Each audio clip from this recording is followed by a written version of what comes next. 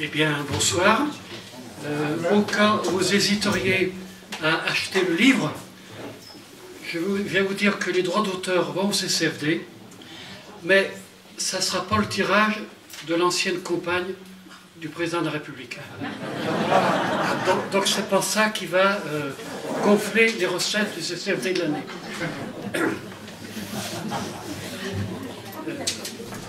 Je vais commencer, ça peut vous surprendre, par vous lire un poème.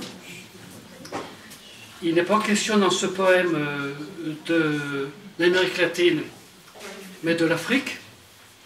Et c'est un poème dont le titre s'appelle « Rencontre ». Et comme nous vivons là, je crois une rencontre qui est sympathique, amicale, peut-être même fraternelle, je pense que vous allez apprécier ce poème. Un soir, en Côte d'Ivoire, sur le bord de la lagune, deux hommes se sont rencontrés, ça aurait pu être deux femmes, un noir et un blanc. Il m'a parlé de sa mère. La sienne est blanche, la mienne est noire, mais elles ont le même geste pour caresser. Il m'a parlé de son village, le sien est de pierre, le mien est de paille, mais les anciens réunis ont les mêmes silences. Il m'a parlé de son enfance. Il a vécu dans la neige et moi sur le sable, mais nous avions les mêmes jeux pour apprendre le monde. Il m'a parlé de la souffrance. Il l'a connue et moi aussi, mais nous avions les mêmes larmes pour l'apaiser. Je lui ai parlé de l'au-delà. Il y a de la pluie dans le mien, il y a du soleil dans le sien, mais tous les deux espérons nous y rencontrer. La nuit, discrète, a dévoré nos mots. Il ne restait de nous, au bord de la lagune, que l'éclat des yeux et l'or des bananes. Jean Dodo, journaliste ivoirien. C'est beau, non?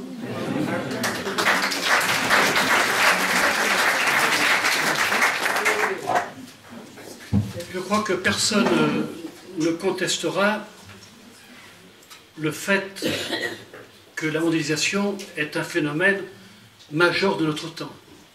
Je dirais même un phénomène qui constitue l'horizon permanent, non seulement de nos engagements, mais de nos vies et presque de tous les aspects de notre vie.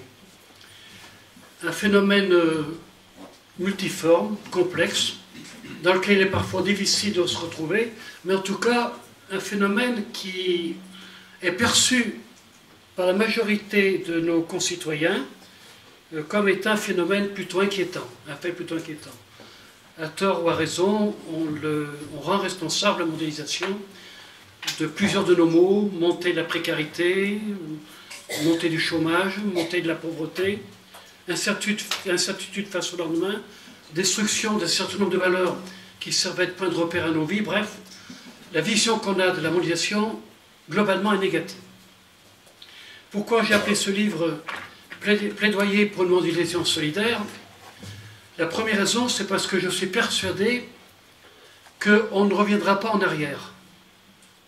Donc la mondialisation a encore de beaux jours devant elle. Mais aussi, je suis persuadé, je vais essayer de le démontrer, mais déjà, ce qu'on a entendu tout à l'heure aller dans ce sens-là, elle n'est pas acceptable en l'état. D'où le terme plaidoyer pour une autre mondialisation. Il m'arrive parfois d'animer des journées de formation avec des personnes qui sont très braquées contre la mondialisation. Alors, quand j'ai fini la présentation de mon plan, je leur dis, comme je suis un bon chrétien, par hypothèse, je vais vous distribuer des mouchoirs en papier. On va pleurer ensemble. Et après, qu'est-ce qu'on va faire? Étant donné que même si on a bien pleuré, on n'aura pas empêché la mondialisation de continuer. Mais si elle est irréversible, son contenu n'est pas prédéterminé.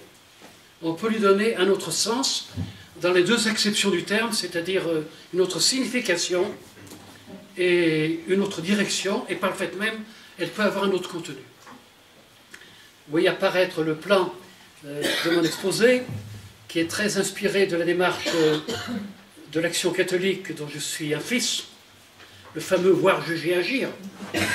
La première partie, ça ne sera pas voir, mais ça sera qu'est-ce que c'est que la mondialisation, la décrire et l'expliquer.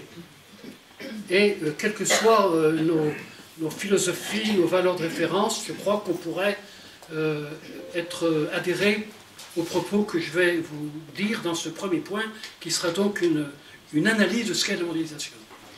La deuxième partie, le juger à partir des critères qui sont les miens, les vôtres pour la plupart d'entre vous, c'est-à-dire les critères que nous puisons dans la Bible, Ancien Nouveau Testament, chez les pères d'Église. Quel jugement éthique, moral peut-on porter sur la mondialisation? Et quelles sont les raisons pour lesquelles je vous proposerai de ne pas accepter la mondialisation telle qu'elle est, à partir de critères éthiques qui sont les miens, mais je suis sûr qu'ils sont les vôtres aussi. La troisième partie doit agir, qu'est-ce qu'on peut faire? Qu'est-ce qu'on peut faire, quel que soit son âge, quelle que soit son insertion ecclésiale, sociale, familiale, etc. Les faits, jugement éthique et proposition d'action. C'est bon? On trouve une démarche qui vous est familière.